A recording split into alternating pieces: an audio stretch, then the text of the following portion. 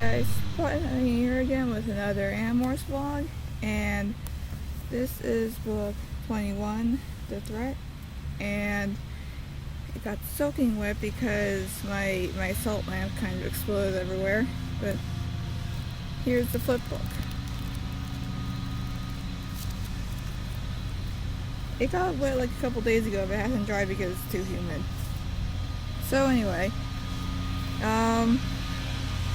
in this book, OTP, Rachel and Tobias, literally swoop in and save the other Animorphs from falling into the ocean.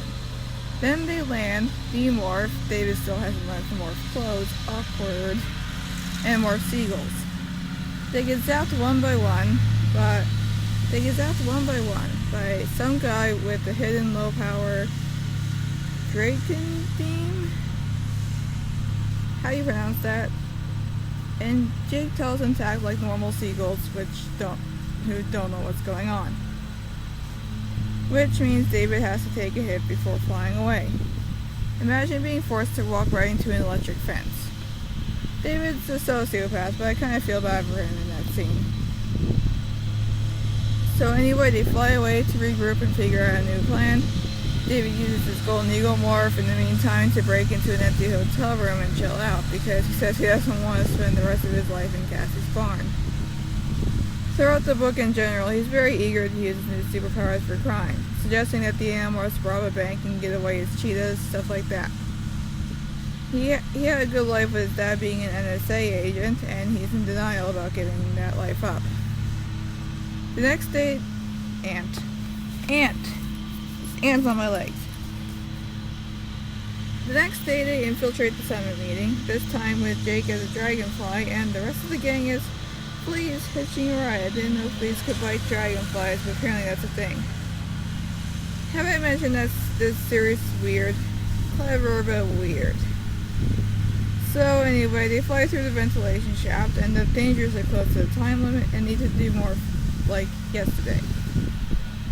While Jake is demorphing, Cassie, who is still a flea, gets gravely injured. They demorph, but Marco gets stuck halfway through. Cassie calms him down and helps him focus on becoming human again. So Marco almost gets stuck as an eldritch abomination. And they say this book is for kids. Then they realize that they are in the ballroom, where a small Yerk pool is concealed by a hologram and force field. They are basically inside the marble column, except not really. And they're in the middle of the hotel with no reliable way of leaving unnoticed. So they decide to pull the fire alarm. Not a well thought out plan because of course it sends controllers rushing to the ballroom to check on the Yerk pool. Of course, they are prepared to think of any unusual event as an alien invasion. David morphs Lion and is more than ready to fight the controllers, but Jake realizes that this is a bad idea. David is mad and asks David is mad and asks Jake who he thinks will win in the fight, a lion or a tiger. But eventually he does demorph, and that line will be important in the future. And they do find out the Yerk's plans, to have the world leaders walk behind and into the pillar while a hologram version of them continues on the other side giving the speech. They return the next day, acquire a few controllers, steal their clothes, and stand inside the hologram. Their plan is to show the world leaders what's happening so the truth gets out. However, Mr. 3 arrives. Turns out the summit meeting itself was a giant hologram. That's some Inception shiz right there. They're in a hologram that's in a hologram that might be in another hologram. Anyway, the Animorphs get into their Battlemorphs ready to fight, and suddenly David decides to defect. Later, he says that he was faking it to try to get closer to Mr. 3, but who the heck knows what really happened. Then everybody starts fighting and it's complete chaos, but Mr. 3 reveals that he knows what David looks like and that he is with the Andalite bandits.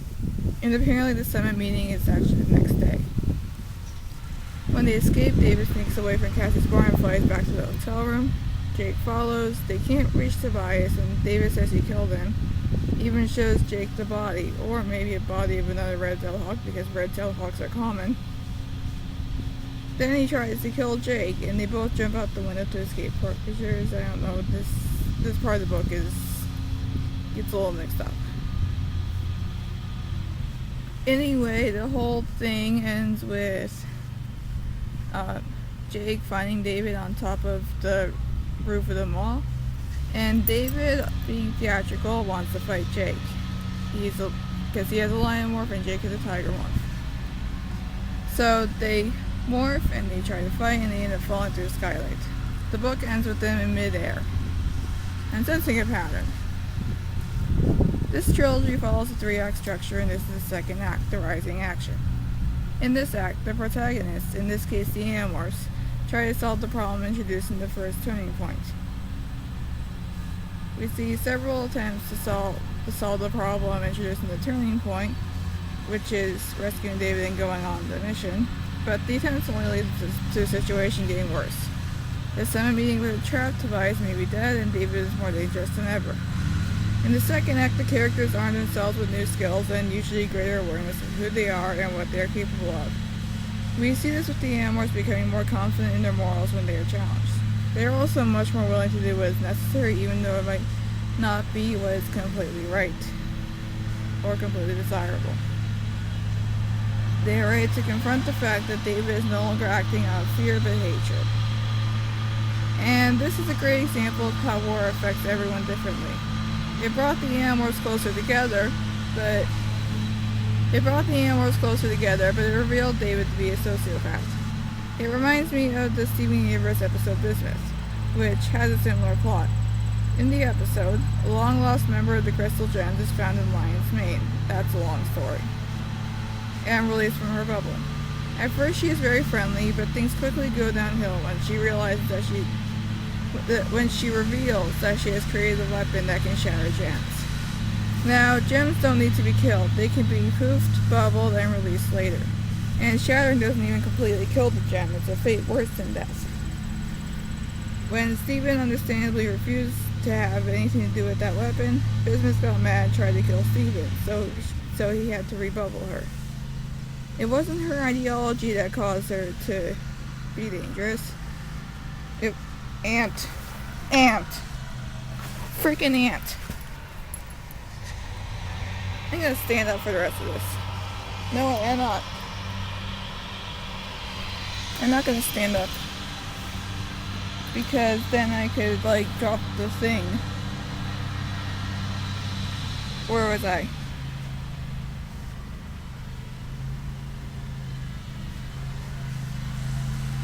It wasn't her ideology that was the problem. It was the fact that she would have torn the team apart and ruined the morale of the rest of the Crystal Gems, maybe even inciting mutiny. She was already prepared to physically fight her superior to get what she wanted. Sound familiar? Now, I don't know if there was any fan outrage about David because I wasn't alive during 1993, but there was lots about Bismuth. Think about it, both Bismuth and David are willing to kill their allies if necessary to get what they want. Should they really just be let free? Remember, this is a war, and it is a war to save the entire world. So some sacrifices do have to be made to ensure that everyone can live the life they want to live after peace is achieved. And that's all for now. See you guys next time.